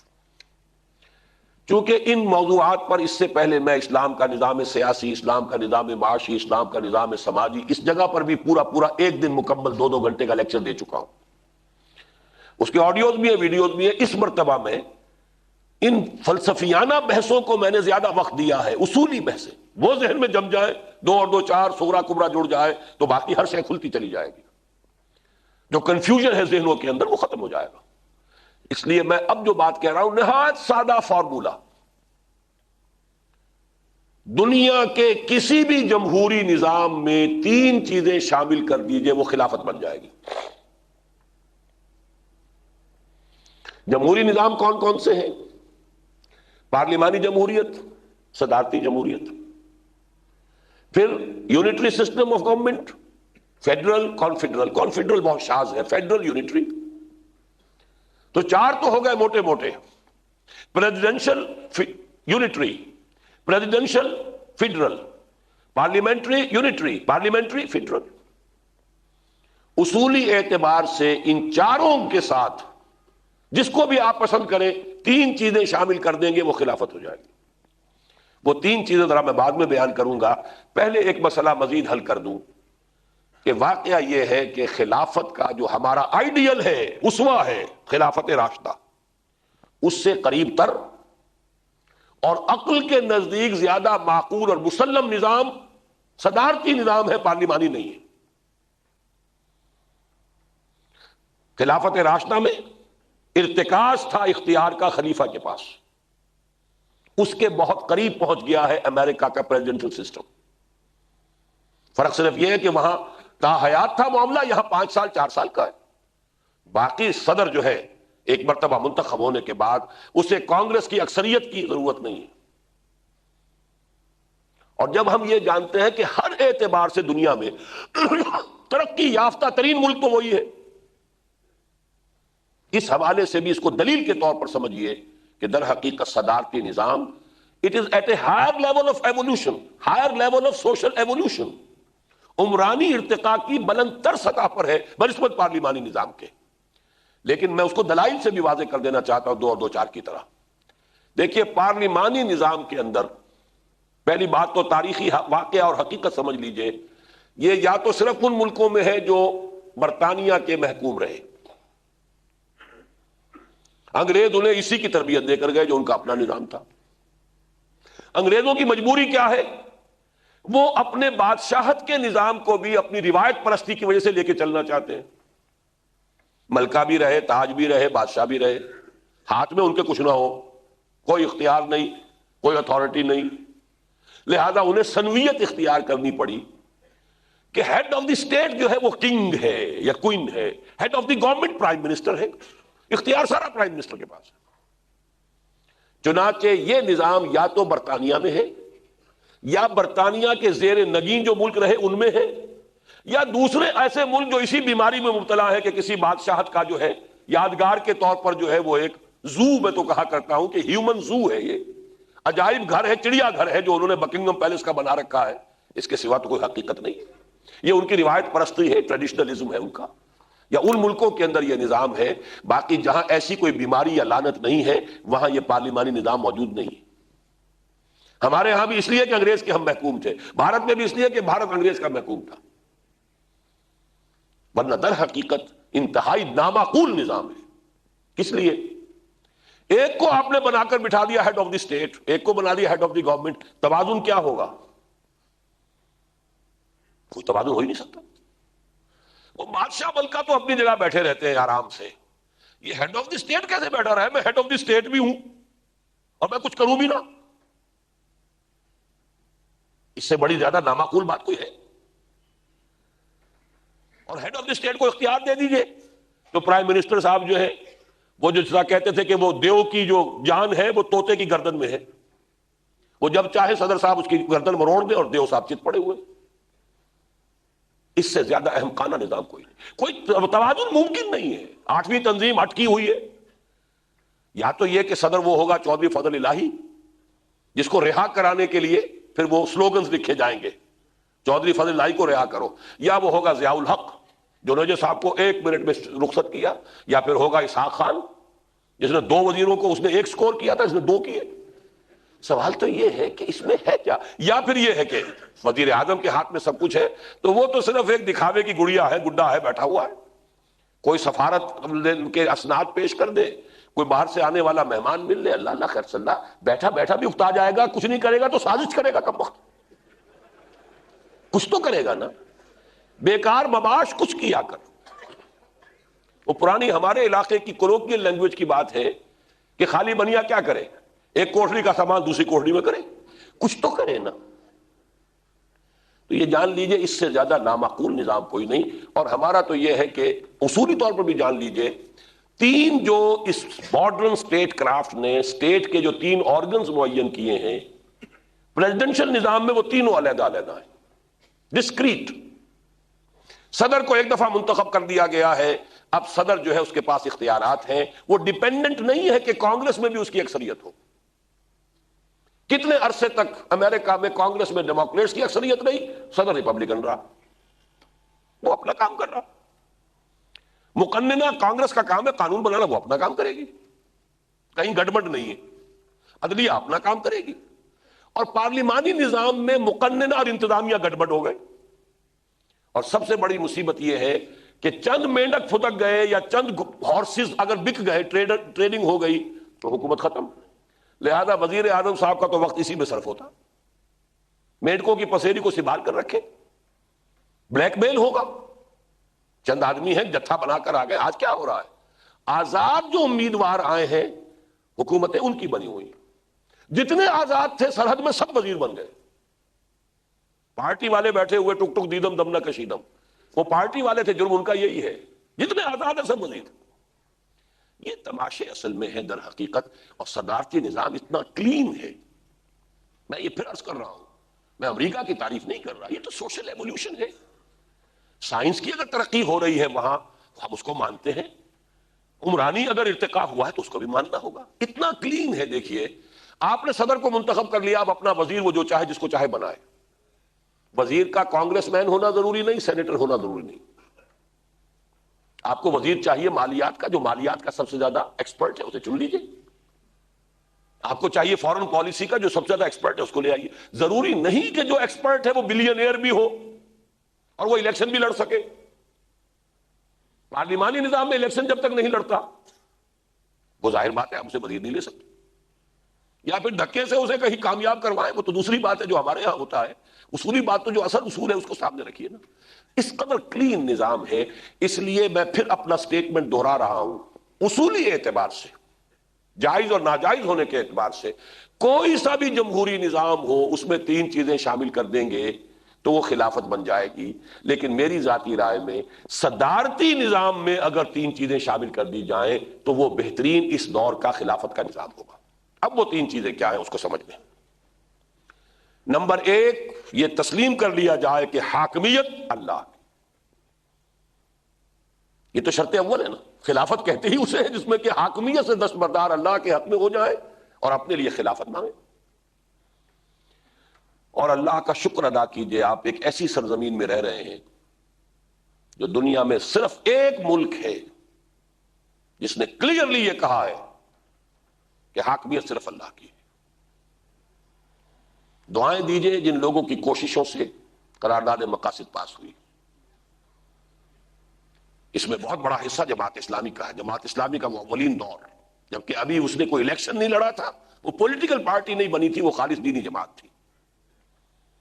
لہذا جب وہ مطالبہ لے کر آئی ہے تو اس کا ساتھ مسلم لیگیوں نے دیا۔ اسمبلی میں اس وقت دستور اسمبلی میں جماعت اسلامی کا تو کوئی نمائندہ نہیں تھا۔ جماعت کے نمائندے پر یہ مطالبے پر یہ کیسے منظور ہو جاتی؟ لیکن یہ کہ مسلم لیگی تھے، مخلص تھے، ان میں ایسے بھی تھے جو خالص ملحد تھے، چنانچہ وہ لوگ موجود ہیں، ریکارڈ پر ہے، جنہوں نے کہا تھا کہ آج جب کہ یہ قرارداد پاس ہو رہی ہے ہمارے شرم سر سے جھکے جا رہے ہیں اور ہم آج مہذب دنیا کے ساتھ آنکھیں چار کرنے کے قابل نہیں رہے۔ رقیبوں نے رپٹ لکھوائی ہے جا جا کے تھانے میں کہ اکبر نام لیتا ہے خدا کا اس زمانے میں، 20ویں صدی عیسوی کا وسط، اللہ کی حاکمیت، اٹس ایبسرڈ، بے تکی بات ہے۔ اب کیسے جائیں گے امریکہ، کیسے لوگوں کے ساتھ آنکھیں چار کریں گے؟ وہ لوگ تھے، اور واقعہ یہ ہے اکثریت ان کی تھی۔ اگر مولانا شبیر احمد عثمانی رحمت اللہ علیہ نے آخری الٹیمیٹم نہ دیا ہوتا کہ اگر آپ لوگوں نے یہ قرارداد پاس نہ کی تو میں باہر جاؤں گا اور قوم کو بتاؤں گا کہ مسلم لیگ نے تمام مسلمان قوم کو دھوکہ دیا اسلام کے نام پر، تب وہ پھر اس دباؤ میں آ کر قرارداد مقاصد پاس ہوئی، لیکن بہرحال ہو گئی ہے، اب قوم کی طرف سے ہے۔ قرارداد مقاصد میں صراحت کے ساتھ ہے حاکمیت اللہ کی۔ ہمارے پاس جو بھی اختیارات ہیں وہ ہمارے ذاتی نہیں ہے، ڈیلیگیٹڈ ہے۔ اس سے سیکریٹ ٹرسٹ، مقدس امانت ہے۔ دیکھیے وہی شعر جو میں نے آپ کو سنایا تھا سعدی رحمت اللہ علیہ کا، این امانت چند روزہ نزد ماست، در حقیقت مالک ہر شے خداست۔ اور یہ اختیارات انہی حدود کے اندر اندر استعمال ہوں گے جو اصل حاکم نے معین کر دیے۔ اٹ از ایگزیکٹلی کیلیفیٹ، یہی تو خلافت ہے۔ خلافت کہتے کسے؟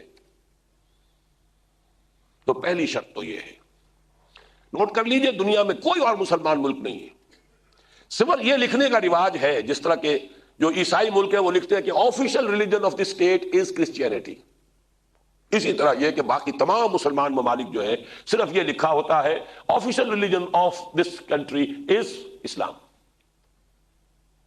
ہمارے ہاں یہ بھی موجود ہے، حالانکہ اس کی ضرورت ہی نہیں، قرارداد مقاصد کے بعد ان الفاظ کی ضرورت، یہ بھی موجود ہے ابھی تک، لیکن یہ کہ حقیقت میں قرارداد مقاصد نے ہمارے ہاں وہ شرط پوری کر دی ہے، اور میں اسے معجزات میں سے سمجھتا ہوں۔ میں ان کو کاؤنٹ کرتا ہوں ان چیزوں میں کہ جس کی بنا پر میرا یقین ہے کہ یہاں سے کچھ ہونا ہے، ورنہ یہ کہ اتنی بڑی بات 20ویں صدی کے وسط میں ہونی ممکن نہیں تھی۔ آئیے نمبر 2 بات کیا ہے؟ یہ طے کر دیا جائے کہ یہاں کوئی قانون کتاب و سنت کے منافی نہیں بنایا جا سکتا، اس لیے کہ حاکمیت تو اللہ کی ہے، وہ تو اصولی بات ہوئی، تھیوریٹیکل بات ہے۔ How to implement it? Implementation ہوگی کہ آپ کے ہاں مقننہ ہے، پارلیمنٹ ہے، اس کا نام مجلس ملی کہیں، اسے جو چاہیں کہیں، مجلس شورا کے جو چاہیں کہیں، اس وقت اس کا نام مقننہ رکھیے، لیجسلیچر۔ ماڈرن سٹیٹ کرافٹ کا ایک حصہ ہے لیجسلیچر ہوگی، ہاں اس لیجسلیچر کی legislative authority is limited by the injunction of the Quran and the سنہ۔ اس کی جو بہترین تعبیر ہے وہ سورہ حجرات کی آیت نمبر 1، چونکہ وہ ہمارے مطالعہ قرآن حکیم کے منتخب نصاب کا اہم درس ہے، اس پر میری مفصل دروس موجود ہے۔ یا ایھا الذین آمنوا لا تقدموا بین یدی اللہ ورسولہ، اہل ایمان اللہ اور اس کے رسول سے آگے مت بڑھو، کیپ ود ان لمٹس۔ اللہ کی لمٹس قرآن میں آ گئی، رسول کی لمٹس حدیث میں آ گئی، سنت میں آ گئی۔ اللہ کا قائم مقام قرآن ہے، رسول کا قائم مقام اس کی سنت ہے، لہذا قرآن اور سنت کی ٹوٹل بالادستی وداؤٹ اینی ایکسیپشن، اگر اس میں سے ایک چیز بھی نکال لی تو وہ معاملہ ختم ہو گیا۔ پھر تو وہ دفعہ لگ جائے گی آیت نمبر 85 سورہ بقرہ کی، افتؤمنون ببعض الکتاب وتکفرون ببعض فما جزاء من یفعل ذلک منکم الا خزی فی الحیاۃ الدنیا ویوم القیامۃ یردون الی اشد العذاب۔ اعاذنا اللہ من ذلک، اللہ ہمیں اسے اپنی پناہ میں رکھے۔ ایک چیز بھی نکال لیں گے تو پھر یہ فتویٰ لگے گا، یہ دفعہ لگ جائے گی، ٹوٹل بالادستی۔ لا تقدموا بین یدی اللہ ورسولہ، کھیلو کودو جو چاہتے، ایک حد سے آگے نہ بڑھنا۔ اللہ کا حکم آ گیا، رسول کا حکم آ گیا، خاموش۔ اس کی بہترین تعبیر ہے اس حدیث میں جو میں نے شروع میں آپ کو سنائی۔ حضور نے فرمایا مثل المؤمن کمثل الفرس فی اخیتہ، مومن کی مثال ایک گھوڑے کی سی ہے جو اپنے کھونٹے سے بندھا ہوا ہے۔ دیکھیے ایک آدمی ہے جو نہ کسی اللہ کو مانتا، نہ کتاب کو، نہ آسمانی شریعت کو، وہ تو گھوڑا ہے، اور مادر پدر آزاد ہے، جہاں چاہے جائے، کوئی پابندی نہیں اسے۔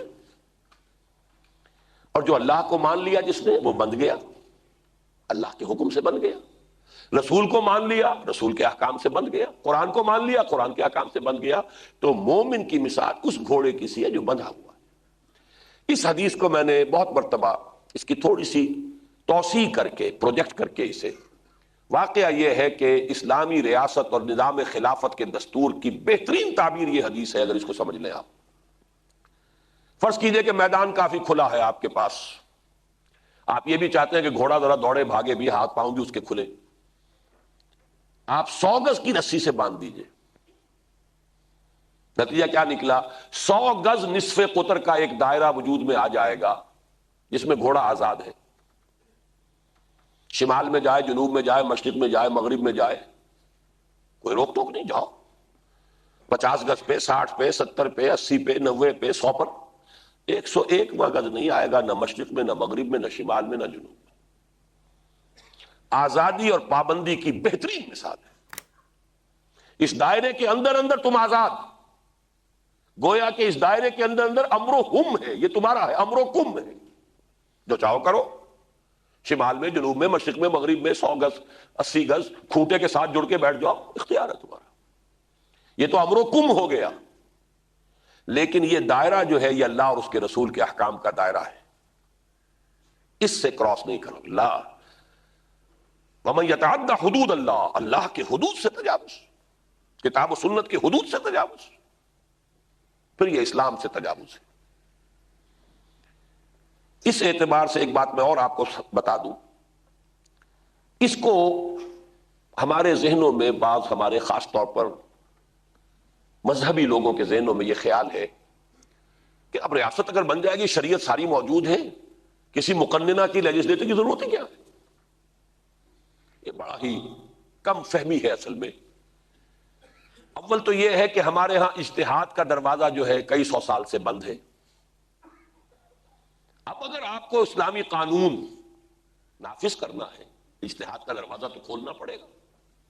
بہت سے نئے مسائل ہیں، زکوٰۃ ہی کے بے شمار مسائل پیدا ہو چکے ہیں کہ جو اس وقت نہیں تھے۔ کارخانے پر زکوٰۃ کیسے ہوگی؟ ٹرکوں اور بسوں پر، اونٹوں پر قیاس کریں گے؟ کیا ہوگا؟ کروڑوں روپے کی مالیت کی مشینری ہے، زکوٰۃ ہوگی کہ نہیں ہوگی؟ میں ابھی کوئی رائے نہیں دے رہا اپنی، میں تو کہتا ہوں ایشو تو ہے نا۔ یہ سارے مسائل ہیں، ظاہر بات ہے کہ اس کی قانون سازی ہوگی۔ پھر اس سے بڑھ کر سب سے زیادہ قانون سازی جو آج کل ہوتی ہے وہ تو بجٹ ہے۔ ٹیکس لگیں گے، کس شرح سے لگیں گے، نہیں لگیں گے، جو کچھ یافت ہوگی اسے کیسے تقسیم کیا جائے گا، ایلوکیشن کیا ہوگی، تعلیم کو کیا دیں گے، صحت کو کیا دیں گے، ڈیولپمنٹ کے لیے کتنا رکھیں گے، سرکاری مشینری پر، ڈیفنس پر کتنا خرچ کریں گے، کون فیصلہ کرے گا اس کو؟ یہ سارا مقننہ کا کام۔ اور ایک اور بات سمجھ لیجئے، دیکھیے ہمارے دین کی یہ ساری باتیں چونکہ اللہ الحکیم اس کا بنایا ہوا دین ہے، ہمارے ہاں اصول اگر یہ ہوتا، کوئی قانون نہیں بن سکتا جس کی جڑ بنیاد کتاب و سنت میں نہ دکھائی جا سکے، تو قانون سازی کا دائرہ بہت محدود ہو جاتا۔ کہا یہ گیا ہے کوئی قانون نہیں بنایا جا سکتا جو کتاب و سنت کے منافی ہو۔ اب دائرہ بہت وسیع ہو گیا۔ اس کو یوں سمجھیے، اصول جو ہے فقہا کا، ہر شے حلال ہے الا یہ کہ ثابت کر دیا جائے کہ یہ حرام ہے۔ اگر یہ ہو کہ ہر شے حرام ہے الا یہ کہ ثابت کر دیا جائے کہ یہ حلال ہے، تو حلال کا دائرہ سکڑ جائے گا، حرام کا دائرہ بہت پھیل جائے گا۔ اور جب اصول یہ ہر شے حلال ہے، ہر شے میں اصل اباحت ہے، مباح ہے، الا یہ کہ نصوص سے ثبوت مل جائے کہ یہ حرام ہے، اب حرام محدود ہو گیا، حلال کا دائرہ پھیل گیا۔ تو جب مباحات کا دائرہ اتنا وسیع ہے تو قانون سازی کا دائرہ بہت وسیع ہے۔ اسی کو اقبال نے کہا تھا اپنے لیکچرز میں، اس میں ہمارے ہاں بحث جو چھڑی ہوئی ہے دانشوروں نے، اور اقبال کے صاحبزادے نے سب سے زیادہ اس میں فساد پیدا کیا ہے ذہنی، ڈاکٹر جاوید اقبال صاحب نے۔ علامہ اقبال نے جو یہ کہا ہے کہ آئندہ اجتہاد تھرو پارلیمنٹ ہوگا،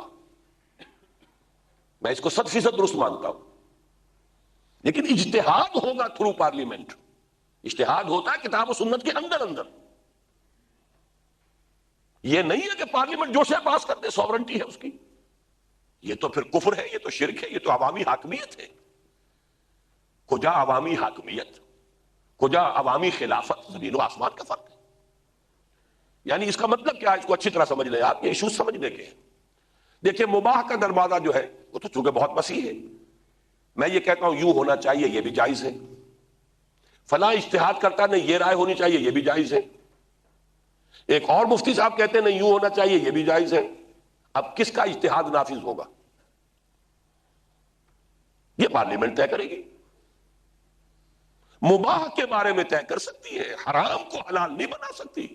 معاذ اللہ ثم معاذ اللہ ثم معاذ اللہ۔ مباح ہے اس کو طے کر لیجئے، اس میں آپ اکثریت کی رائے طے کرتے تو کیا حرج ہے اس میں؟ مباح ہی ہے نا، حلال چیز ہے، یہ بھی حلال یہ بھی حلال۔ ادھر 8 رائے ہیں، ادھر 5 رائے ہیں، 8 والی لے لیجئے، کیا حرج ہے؟ یہ نہیں ہے کہ حلال کو حرام کر دیں یا حرام کو حلال کر دیں۔ یہ اگر پارلیمنٹ کا اختیار ہے تو یہ کفر ہے، یہ شرک ہے، یہ در حقیقت حاکمیت کا دعویٰ ہے، یہ خلافت نہیں رہے گی۔ یہ ہے اصولی فرق. باقی واقعہ یہ ہے کہ طے تو کرے گی پارلیمنٹ، اور کون کرے گا؟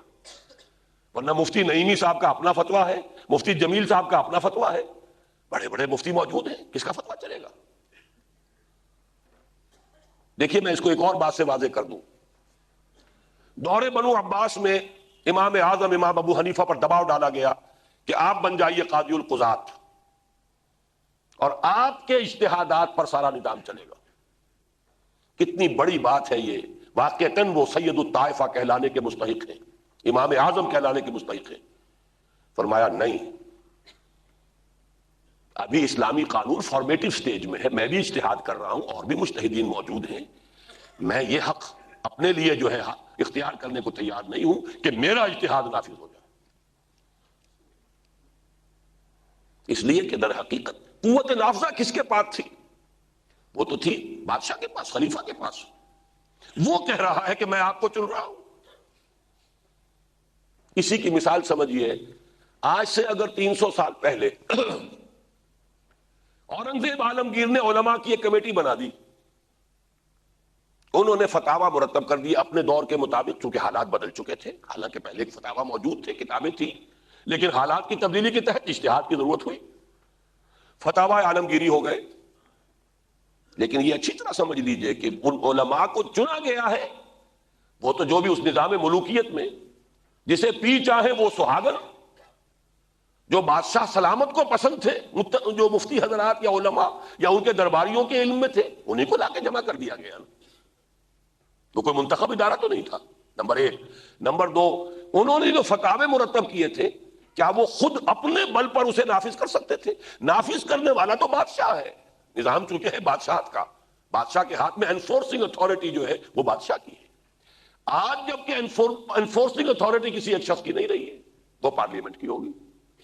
تو اب جو بھی ہو رہا ہے اجتہاد ہو، لوگ کوشش کریں، غور و فکر کریں، سوچ جاری رکھیں، لیکن یہ کہ کون سا اجتہاد وہ واقعتاً نافذ ہوگا، قانون کا درجہ حاصل کرے گا، اس کا اختیار پارلیمنٹ کو. البتہ ایک مسئلہ ٹیڑھا ہے اس میں، اور اس مسئلے کے حل پر ہی سارا دار و مدار ہے. دیکھیے میں نوٹ کر کے لایا تھا، اور میں نے اسی لیے تلاوت بھی اس آیت کی تھی شروع میں. امپلیمنٹیشن، اللہ کی حاکمیت کی امپلیمنٹیشن کا ایک مرحلہ یہ کہ دستور میں لکھ دیا گیا کتاب و سنت سے. کتاب و سنت بالا تر ہے ہر شے سے، اس کے منافی کوئی قانون نہیں بنے گا. اسی کی امپلیمنٹیشن کا ایکچوئل مرحلہ آ رہا ہے. یا ایھا الذین آمنوا اطیعوا اللہ واطیعوا الرسول واولی الامر منکم فإن تنازعتم فی شیء فردوه الی اللہ والرسول ان کنتم تؤمنون باللہ والیوم الآخر ذالک خیر واحسن تاویلا. آیت نمبر 59 ہے سورہ نساء کی. یہ آیت یعنی ویسے تو قرآن کا ہر حرف معجزہ ہے، اس آیت میں اعجاز کے جتنے پہلو جمع ہو گئے ہیں، تفصیل میں جانے کا وقت نہیں ہے. پہلی بات تو یہ کہ اطیعوا اللہ و اطیعوا الرسول. اطیعوا کا حکم اللہ کے ساتھ بھی ہے، رسول کے ساتھ بھی ہے، اولی الامر کے ساتھ نہیں ہے. حالانکہ یہ شکل بھی ہو سکتی تھی کہ اطیعوا تینوں کے ساتھ لاتے، اطیعوا اللہ و اطیعوا الرسول و اطیعوا اولی الامر منکم. نہیں کیا. ایک شکل یہ بھی تھی جیسے بریکٹ سے باہر جو رقم ہوتی ہے وہ بریکٹ کے اندر کی ساری چیزوں سے ضرب کھا جاتی ہے. ایک اطیعوا کافی تھا، اطیعوا اللہ ورسولہ واولی الامر منکم. اطیعوا اللہ ورسولہ واولی الامر منکم، اللہ اطاعت کرو اللہ کی، اس کے رسول کی اور اولی الامر کی. لیکن نہیں، دو کے ساتھ لا، ایک کے ساتھ نہیں. معلوم ہوا دو کی اطاعت مستقل بالذات ہے، مطلق ہے، تیسرے کی اطاعت مطلق نہیں ہے، ان اطاعتوں کے تابع ہے. دوسری بات بتائی فَإِن تَنَازَعْتُمْ فِي شَيْءٍ فَرُدُّوهُ إِلَى اللَّهِ وَالرَّسُولِ. اب اگر تمہارا جھگڑا ہو گیا، کس سے ہوگا جھگڑا؟ اولو الامر سے ہوگا نا. اولو الامر یہ کہتا ہے کہ جو حکم میں دے رہا ہوں یہ شریعت کے دائرے کے اندر ہے. تمہارا دماغ خراب ہے جو تم سمجھتے ہو کہ یہ کتاب و شریعت سے تجاوز ہے. ایک شہری کی حیثیت سے میں کہتا ہوں نہیں، تمہارا دماغ خراب ہے، یہ ہے شریعت کے دائرے سے تجاوز. جائیں گے کہاں؟ آپ طے کرانا ہے اللہ اور اس کے رسول سے. نہ تو اللہ موجود ہے نہ رسول موجود ہے اس وقت، جائیں گے کہاں؟ اس آیت میں دو خلا ہیں، نوٹ کیجئے. میں یہ پورے شعور کے ساتھ الفاظ استعمال کر رہا ہوں، اسے توہین نہ سمجھیے. خلا ہیں جو اللہ تعالیٰ نے حکمت کے تحت چھوڑے ہیں یہاں. جیسے کہ حضور صلی اللہ علیہ وسلم نے منع فرمایا، قرآن مجید میں آیات موجود ہیں کہ اے مسلمانوں جب کہ قرآن نازل ہو رہا ہے سوال مت کیا کرو. اللہ نے اگر کوئی بات مجمل چھوڑی ہے، مبہم چھوڑی ہے، تو حکمت سے چھوڑی ہے، اس میں بھی کوئی بہتری ہے. تم خام خواہ سوال کروا کے کوئی جواب لے لو گے، اپنے سر پہ کوئی مصیبت لے لو گے، کوئی نہ کوئی پابندی لے لو. حج کی فرضیت پہ ایک صاحب کھڑے ہو گئے، حضور کیا ہر سال فرض ہے؟ حضور خاموش ہے، جان جواب دیا، دوسری طرف رخ کر لیا. پھر وہ تشریف لے آئے، حضور یہ حج ہر سال فرض ہے. حضور نے ڈانٹ پلائی، اللہ کے بندے اللہ نے ایک چیز کو مجمل رکھا ہوا ہے، تمہارے لیے رحمت ہے. اگر میں کہہ دوں ہر سال فرض ہے تو ہر سال کرو گے، اور میں کہہ دوں گا تو فرض ہو جائے گا. تو خلا چھوڑے گئے ہیں، اور خلا چھوڑے گئے حکمت کے. اس میں دو خلا ہیں، تو خلا ذرا اچھے طرح آئیڈینٹیفائی کیجئے. اس کے بغیر یہ مسئلے حل نہیں ہوں گے، ہیں بڑے ٹیڑھے مسائل. لیکن آج اگر یہاں پہ 600-700 آدمی اس بات کو سن رہا ہے، سمجھ رہا ہے، تو یہ بات آگے چلے گی انشاءاللہ. پہلا خلا یہ اولو الامر آئے گا کہاں سے؟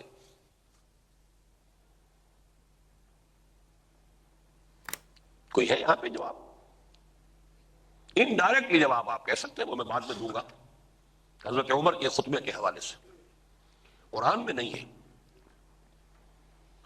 اور ہمارے سامنے جو سب سے بڑی دلیل ہے، حضور نے کسی کو نامزد نہیں کیا، ابو بکر نے نامزد کیا، حضرت عمر نے ایک باڈی بنائی، سب کے مختلف ایگزامپلز آ گئی. پہلی بات خلا چھوڑ دیا. اور اسی میں اصل میں ڈاکٹر جاوید اقبال صاحب، چونکہ آج کل انہوں نے اپنا ایک مشن بنا لیا ہے، علماء پر فقہاء پر پھپتیاں چست کرنا. متغلب کی امامت کو قبول کرنا جو ہے، یہ ہمارے فقہاء نے مسئلہ بیان کیا ہے، اور صحیح مسئلہ ہے. اس کا آپ استہزاء کریں گے بات دوسری. ایک شخص زبردستی آ کے قابض ہو جاتا ہے. بابر آیا، اس نے شکست دی ابراہیم لودھی کو، اب وہ آ گیا. اسے کسی نے چنا ہے؟ وہ مشورے سے آیا، وہ متغلب ہے، خود غلبہ حاصل کیا اس نے. لیکن فقہا نے کہا ہے اس کی اطاعت بھی جائز ہے اگر وہ کتاب و سنت کے اندر اندر حکم دے. اگر کہہ دے ناجائز ہے تو ہر وقت بغاوت کرنی پڑے گی.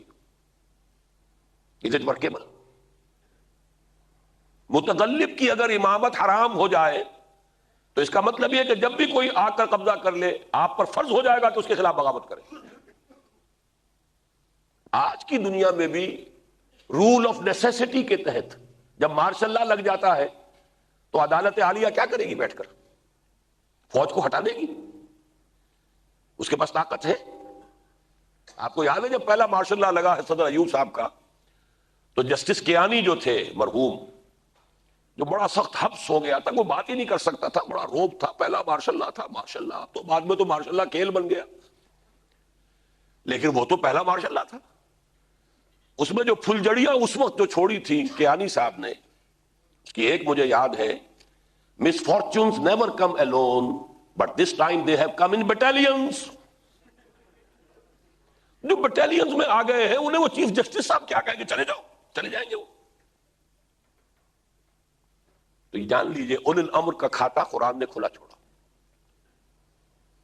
ایک ہے آئیڈیل، اولو الامر تمہارے میں سے ہونا چاہیے، تمہارے مشورے سے. منکم کہہ دیا، ہونا چاہیے مسلمان منکم. لیکن آئے کیسے؟ اس سے بحث نہیں کی قرآن نے. انڈائریکٹلی ہے امرہم شورا بینہم، یہ اصول انڈائریکٹلی مل جائے گا، لیکن اس آیت میں اس کو خلا کو چھوڑ دیا. نمبر دوسرا خلا یہ ہے کہ اگر فرض کیجئے کسی کا یہ خیال ہے، جو میں نے کہا تھا کہ حضرت ابوبکر نے بھی فرمایا تھا کہ میں ٹیڑھا ہونے لگوں تو سیدھا، تو کرے کیسے؟ کس کے پاس جائیں؟ کون طے کرے گا؟ ایک طرف اولو الامر بیٹھا ہوا ہے، ایک طرف ایک عام شہری ہے. کوئی تیسرا چاہیے نا، وہ طے کرے گا نا. تیسرا کون سا ہوگا؟ یہ ہے وہ شے جس کی ضرورت اس دور میں ماڈرن اسٹیٹ کرافٹ میں جوڈیشری نے یہ خلا فل کیا ہے. عدالت، دستور میں لکھا ہوا ہے کتاب و سنت کے خلاف کوئی قانون سازی نہیں ہو سکتی.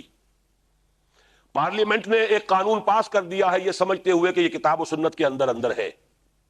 میں نہیں مانتا کتاب و سنت کے اندر اندر ہے. میں ایک شہری ہوں، میرا حق ہے کہ میں کہیں جا کر ثابت کروں کہ یہ کتاب و سنت سے تجاوز ہے. Where do I go? I go and knock the door of the higher courts. اس لیے کہ ماڈرن اسٹیٹ کرافٹ میں کیا ہوا اس کو، ماڈرن اسٹیٹ کرافٹ میں دستور کی کسٹوڈین جو ہے جوڈیشری ہے. شہری حقوق طے کیے گئے ہیں، عام شہریوں کے یہ حقوق ہیں. کسی ڈپٹی کمشنر نے، کسی ایس پی نے میرے حقوق کے اوپر ڈاکہ ڈالا، میں کہاں جاتا ہوں؟ کوئی رٹ ہوگی، کچھ اور ہوگا، ہیبیس کارپس ہوتی تھی، یہ سب کچھ کہاں عدالت میں جائیں گے نا بھائی، میرا یہ حق تھا، دستور نے گارنٹی کیا میرا حق، اور فلاں نے اس کے اوپر ڈاکہ ڈالا. اسی طرح دستور میں لکھا ہو کتاب و سنت کے منافی کوئی قانون نہیں بنایا جا سکتا. اگر میرا یہ خیال ہے کہ یہ کتاب و سنت سے متجاوز ہے، آگے بڑھ گیا ہے، یہ اب مباح میں نہیں رہا، حرام میں چلا گیا ہے، تو مجھے حق ہونا چاہیے کہ جا کے ہائیسٹ جو کورٹ ہے اس میں جا کر ثابت کروں. ایک منٹ ذرا آرام کر دیجئے، مجھے بھی موقع مل گیا ہے، وہ حکمت بھی سمجھ لیجئے. ابھی سوشل ایوولوشن کا پروسیس چل رہا تھا، ریاست اور حکومت کا فرق ابھی آنا تھا. ریاست کے 3 آرگنز نوع انسانی کے علم میں ابھی آنے تھے، لہذا قرآن مجید نے اس کو ایکوموڈیٹ کرنے کے لیے خلا چھوڑ دی. اگر وہیں طے ہو جاتا، میں اس کی مثال دیتا رہا ہوں نا کہ جیسے چین میں کسی زمانے میں یہ رسم تھی کہ عورتوں کے پاؤں چھوٹے ہونے چاہیے، یہ نسوانی حسن کا تقاضا ہے، تو ہم کیا کرتے تھے کہ بچپن میں لوہے کے جوتے پہنا دیے بچی کو، پاؤں بڑھ ہی نہیں سکتا. گویا کہ اگر اس وقت ریاست کا تفصیلی ڈھانچہ دے دیا گیا ہوتا آج سے 1300 برس قبل، تو وہ لوہے کا جوتا پہنا دیا گیا ہوتا، اس لیے کہ وہ تو اللہ اور اس کے رسول کی طرف سے آخری بات ہوتی، اس کو تو ہم چینج نہیں کر سکتے تھے. لہذا ربڑ کا جوتا پہنایا ہے کہ پاؤں بڑھے تو وہ ربڑ کا جوتا جو ہے وہ بھی بڑھتا چلا جائے، اور جو بھی ایوولوشن کا فروٹس ہیں، اس کے جو بھی ثمرات ہیں، اس کو اس نظام کے اندر انکارپوریٹ کیا جا سکے. لہذا ایک طرف تو مسئلہ تھا کہ اولو الامر کیسے آئے گا، اس کے لیے انتخابات کا معاملہ دنیا کے اندر بعد میں رائج ہوا. دوسری طرف طے کون کرے گا کتاب و سنت سے تجاوز ہو گیا یا نہیں؟ عدلیہ کا معاملہ ہے، یہ کام عدلیہ کا ہے. عدلیہ کی فضا ایسی ہوتی ہے، وہ کوئی جلسہ عام تو نہیں ہوتا، وہاں لوگ ہیں، ایکسپرٹ ہیں. ظاہر بات ہے کہ اب جو اسلامی ریاست میں عدلیہ بنے گی وہ شریعت کے ماہرین پر مشتمل ہوگی. آپ کے جو لا کالجز ہوں گے وہ کلیت الشریعہ ہوں گے، وہ کلا بھی ہوں گے شریعت کے ماہرین، اور جو جج بھی ہوں گے شریعت کے ماہرین. پھر وہاں دوسرے علماء کو جا کر آرگو کرنے کا پورا موقع ہے، دلائل دیں. لہذا وہ ٹھنڈی جگہ ہے طے کرنے کی کہ اس معاملے میں شریعت کا کوئی حکم جو ہے اس سے تجاوز تو نہیں ہو گیا. اگر تجاوز نہیں ہوا ہے تو چاہے مجھے پسند ہے یا ناپسند ہے، وہ مباح ہے، اور مباح کا حکم دینے کا پارلیمنٹ کو اختیار حاصل ہے. بات ختم ہو گئی. سارا مسئلہ اتنا سمپل ہے، اتنا سادہ ہے. الیکشن کا معاملہ البتہ یہ ہے، اس الیکشن کے نظام کو ظاہر بات ہے کہ اسلامی ریاست میں بہت سی اس کے اوپر حدود اور قیود عائد کی جا سکتی ہیں، لیکن جو روح عصر کا تقاضا ہے وہ یہ کہ زیادہ سے زیادہ براڈ بیس ہونا چاہیے، زیادہ سے زیادہ لوگوں کی رائے کا اس میں عمل دخل ہونا چاہیے. اس حوالے سے بھی میں پھر خراج تحسین پیش کرتا ہوں امام اعظم امام ابو حنیفہ رحمۃ اللہ علیہ. فرمایا المسلم کفو لکل مسلم، قانونی اور دستوری حقوق کے اعتبار سے تمام مسلمان بالکل برابر ہیں. یہ نہیں ہے کہ ایک مسلمان متقی ہے تو اس کا قانونی حق زیادہ ہے، دستوری حق زیادہ ہے، اور ایک مسلمان فاسق ہے، وہی مانا کہ نماز 5 وقتہ بھی صحیح نہیں پڑھتا تو اس کے حقوق کم ہیں. ایسا نہیں ہے. یہ بات ذرا مشکل سے سمجھ میں آتی ہے، لیکن میرے پاس ایک چابی ہے اس عقدے کو کھولنے کے لیے، گرا فوراً کھل جائے گی. دیکھیے قانون اور دستور کا معاملہ یہ ہے کہ ایک باپ کے 2 بیٹے ہیں، ایک تہجد گزار ہے نہایت متقی ہے، فرض کیجئے عالم بھی ہے بہت اونچا، دوسرا جاہل بھی ہے، اور وہ اس معنی میں فاسق بھی ہے کہ 5 وقتہ نماز بھی نہیں پڑھتا، پوری نہیں پڑھتا، گنڈے دار پڑھتا ہے. باپ مرے گا تو وراثت دونوں کو برابر ملے گی، متقی کی زیادہ نہیں، فاسق کی کم نہیں، جب تک وہ مسلمان ہے. ہاں کوئی ایسی حرکت کرے کہ اس کی تکفیر ہو جائے تو اس کے سارے حقوق زیرو ہو جائیں گے. کافر ہو گیا زیرو، جب تک مسلمان ہے 100% اس کے حقوق ہیں دستوری اور قانونی، ان میں آپ کوئی کمی نہیں کر سکتے. متقی اور فاسق مسلمان قانونی دستوری اعتبار سے برابر ہے. اس اعتبار سے ووٹ دینے کا حق اسلامی ریاست میں خلیفہ کا انتخاب ہے، مجلس شورا کا انتخاب ہے، میرے نزدیک جتنا براڈ ہو اتنا بہتر ہے. یہ روح اصل کا تقاضا ہوگا کہ maximum number of people should feel that they are participating in this system. البتہ ظاہر بات ہے کچھ نہ کچھ قیود تو لگانی پڑتی ہیں، 20 سال کا ہو، 21 کا ہو، 25 کا ہو. میری ذاتی رائے تو یہ کہ 40 سے کم پہ ووٹ ہی نہیں ہونا چاہیے، جو میں نے بہت مرتبہ کہا ہے. قرآن مجید نے آخر کوئی حکمت ہے جو کہا ہے حتی اذا بلغ اشدہ وبلغ 40 سنۃ. یا تو یہ کہ ووٹر کی عمر یہ بنائی جائے یا کم سے کم حصہ الیکشن میں حصہ لینے والے کے لیے تو یہ شرط ہو. لیکن یہ چیزیں جو ہیں ان کو ظاہر بات ہے کہ باہمی مشورے سے، یہ خود مباحات کے دائرے کی چیز ہے. 18 برس کا ہو، 20 کا ہو، 21 کا ہو، کس کو ووٹ ہوگا، یہ مباحات کے دائرے کی شے ہے نا. یہ تو چیزیں طے ہو جائیں گی. یہ بھی ہو سکتا ہے کہ آپ کچھ ایجوکیشن کی بھی شرائط لگا دیں، لیکن یہ جان لیجئے کہ یہ تقویٰ وغیرہ ناپے جانے والی چیزیں نہیں ہے. تعلیم تو پھر بھی ناپی جائے گی. کیا پتا جو تقویٰ کا لبادہ اوڑھے ہوئے وہ اندر سے اس کی حقیقت کیا ہے. یہ ناپ تول کی چیزیں نہیں ہیں. بہرحال اس کو زیادہ سے زیادہ براڈ رکھا جائے. البتہ جو لوگ الیکشن لڑنے کے لیے سامنے آئے ان کے لیے بڑی باریک چھلنیاں لگا دی جائیں. اپنے کردار کا ثبوت دیجئے. آپ کے پاس مال دولت جو ہے کتنی ہے، کہاں سے آیا ہے، یہ کہاں سے کمایا ہے، جسٹیفائیبل ہے یا نہیں ہے، لائیے. اس کے لیے ہمارے پاس جو ہے ایک گواہی کا جو ایک انداز ہے اسلامی عدالت کا، تزکیۃ الشہود. اسلامی عدالت میں ہر شخص گواہ بن کر پیش نہیں ہو سکتا، اس سے پہلے اپنے کردار کا جو ہے وہ چھلنی میں سے گزارنا ہوگا اس کو، تب کہیں گواہی دے سکتا ہے. اس تمام اصولوں کو ہم بروئے کار لا سکتے ہیں ووٹر کی شرائط میں بھی اور الیکشن میں حصہ لینے والے کی شرائط میں بھی. میں نے صرف اصولی بات عرض کی ہے کہ جتنا براڈ ہوگا یہ بیس اتنا بہتر ہے. البتہ یہ کہ غلط لوگوں کو روکنے کے لیے وہ سکریننگ ہو جائے. نمبر 2، جو منتخب ہو گئے ان کے لیے امپیچمنٹ کا ایک نظام برقرار رہے. یہ ابو بکر اور عمر نہیں ہے جن کے بارے میں ہمیں کوئی اندیشہ نہ ہو کہ کوئی خیانت نہیں کریں گے. وہ تو تزکیہ محمد الرسول اللہ نے کیا ہوا تھا صلی اللہ علیہ وسلم. وہ دور اب نہیں ہے. امپیچمنٹ، آپ کو معلوم ہے امریکہ میں صدر نکسن کے لیے ذرا سا خوف پیدا ہوا تھا امپیچمنٹ کا، اور استعفیٰ دے کے بھاگ گیا تھا. وہ جو واٹر گیٹ اسکینڈل جو تھا، اتنی سخت شے ہے وہاں. جہاں اختیارات دیے ہیں انہوں نے صدر کو، وہاں اس کے اوپر چیکس اینڈ بیلنسز بھی بہت ہیں. اس حوالے سے ہم اپنے اس نظام کو، یہ تمام چیزیں جیسا کہ میں نے عرض کیا اسٹیٹ کرافٹ کی چیزیں ہیں، ان کو جو چیزیں ہمارے ساتھ کمپیٹیبل ہیں، ہم آہنگ ہو سکتے ہیں، انہیں ہم اختیار کریں گے. خذ ما صفا دع ما قدر. اب میں اس ضمن میں چونکہ تیسری بات تو آج زیر بحث نہیں آ سکے گی، وہ انشاءاللہ کل وہ قرض ادا کروں گا. آخری بات عرض کر رہا ہوں، جیسے میں نے پہلی بات کے بارے میں عرض کیا تھا کہ اللہ کا شکر ادا کیجئے کہ قرارداد مقاصد یہاں پاس ہوئی. پہلی شرط پاکستان کے اندر پوری ہو چکی تھی.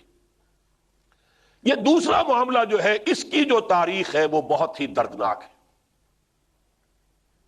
یہ دفعہ بھی پاکستان کے ہر دستور میں موجود رہی.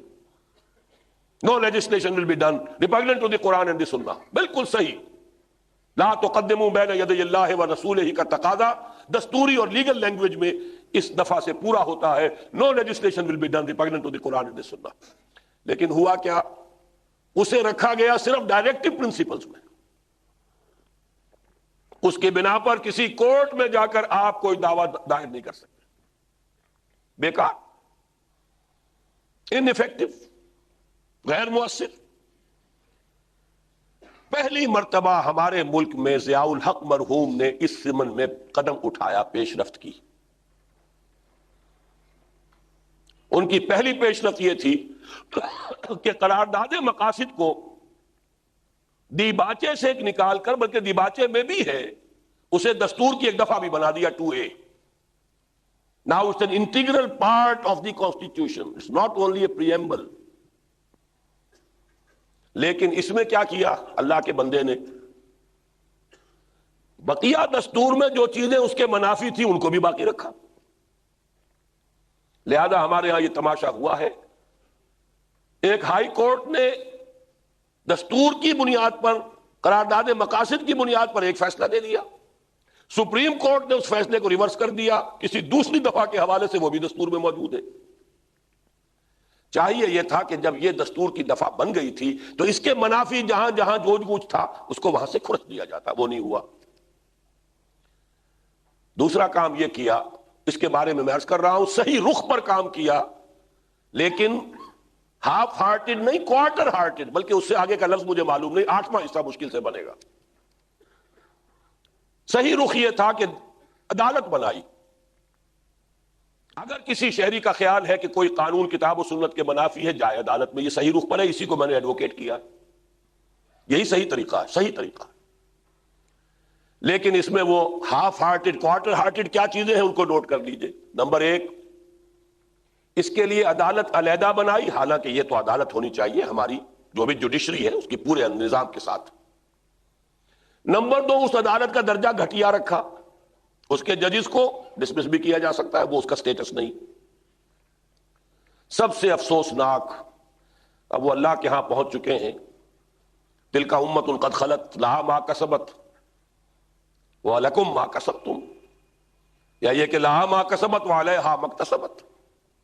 اللہ تعالیٰ معاف فرمائے۔